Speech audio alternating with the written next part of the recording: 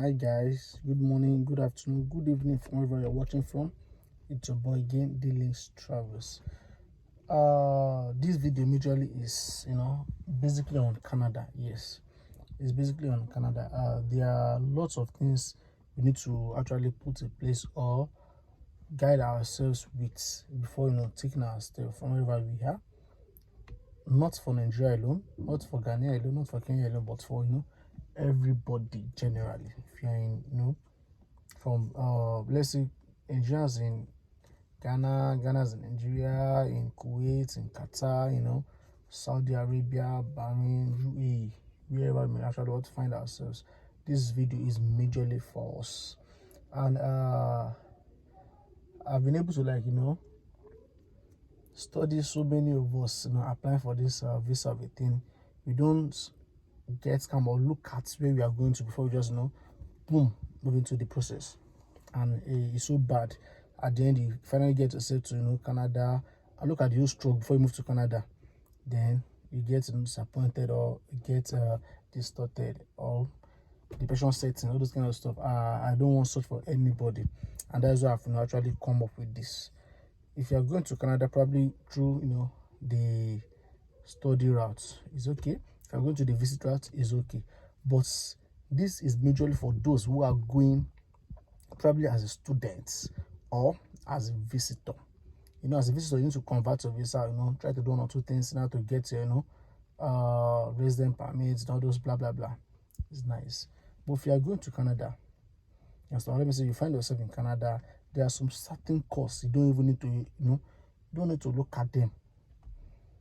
You don't need to do those, you are going to Canada, or you are in Canada already, you want to study some courses. You don't need to face, some people go for the language, some people go for what's it called, music, some people go for anthropology, psychology, courses like that. They are not okay for us, honestly. But so many of us don't know this. If you are going to Canada, you need something different from that. Or if you're in Canada, you need a course different from that. Probably you can go for 1 year course or 2 year course. Depends on your capacity. Yes, because everything is money. If you don't have money and you find yourself in Canada, you want to study, you need money. Probably for 1 year or 2 years. If you study 2 years course, that is the joy. If you study 2 years course, you are liable to get 3 years postgraduate permit. If you study for 2 years, you are able to get 3 years postgraduate permit. If you're able to study for just 1 year, you're able to get 1 year postgraduate permit. Know this and keep it.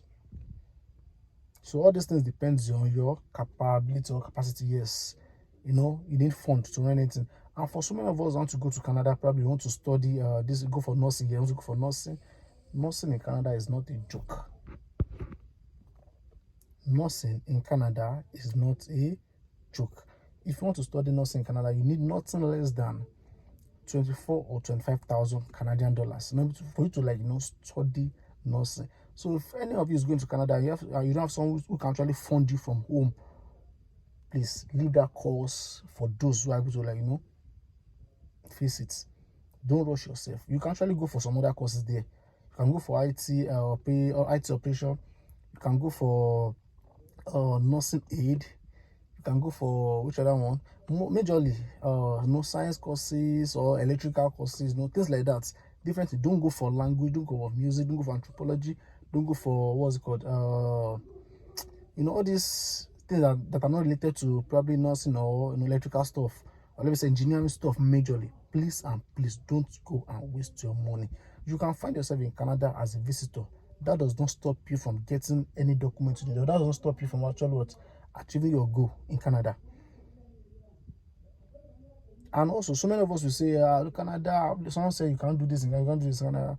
Please and please, one thing I'll tell you guys, if you have your visitor visa with you, go to Canada. If you are able to get there and you want to study, go for courses that within 3 months, 4 months after the course, you can actually find yourself in nice job environment, nice place. Don't go for language, don't go for music, don't go for anthropology, psychology, all these courses that go for something that is nursing. One of the best. If you are going for nursing, it's one of the best courses, but one thing is very, very expensive. It is very, very expensive. That is just it. And for you to study nursing in Canada, you need not less than 25 to 24 Canadian dollars now to get your, your level, your standard in that field. But for you that does not have that kind of money, go for nursing aid. At least if it's 1 year course, good. If it's 2 years, you are okay.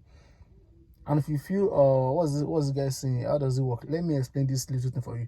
If you're able to study any course in Canada, you understand, any course, nice course like that, for let's say 1 year or 2 years, and you're able to get your 1 year postgraduate permit or 2 years postgraduate permit, is nice. You understand? Within 3 to 4 months, you find yourself in a nice space. But there's something people are not getting.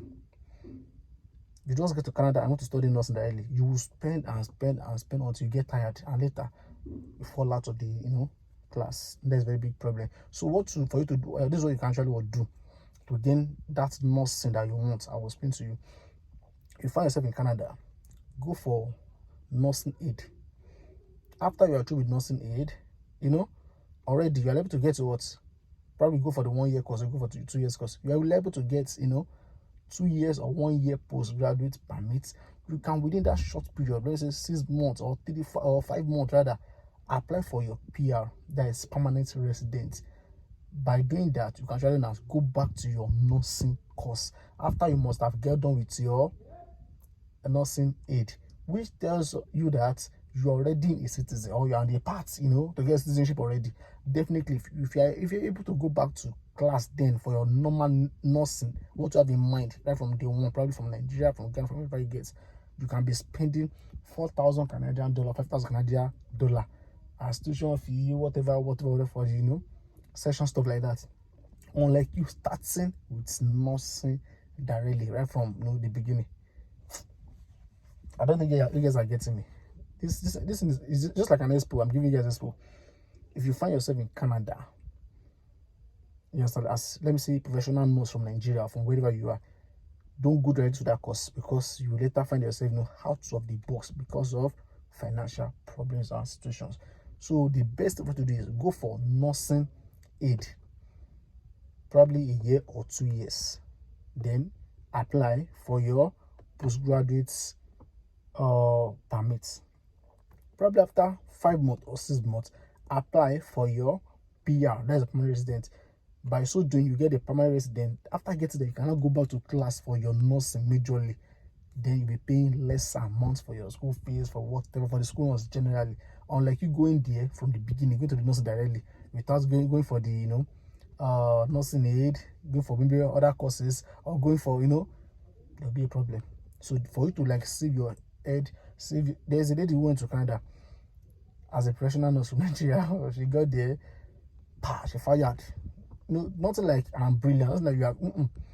If you are brilliant, the snow alone will not allow you, because you have to also probably 20 hours or 20 something hours for you to make up to some things, pay for this, pay for that, pay for this. So you need to be very, very careful. Get to Canada as a registered nurse is good. Just go for nursing aid. After the nursing aid, apply for your postgraduate permit. After that, go back to nursing class, probably for 1 year or 2 years, is your choice.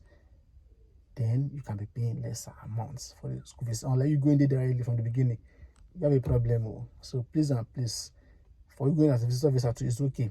Get there, apply to students, and don't apply for any of the their GGS courses, anthropology, psychology, and political science, all those courses. A problem. So please, guys, hold this tight. Yes, Canada is sweet. I'm very sure of that, but you need to guide yourself. And for so many of us who are going to Canada with visitor visa, please make sure your return ticket is nothing less than probably 2 weeks. So when you get to the point of entry, you can tell the immigration you are staying in Canada for just 2 weeks. Anytime from now, you'll be going back to your home country, Ghana, Uganda, Kenya, Nigeria, South Africa, or wherever. Very simple. And you are not permitted to carry egusi, vegetable, rice, garri, all those things. You are put a yam. You are not permitted, because you are going there as a visitor. And you going as a visitor, they believe you'll be staying in a hotel.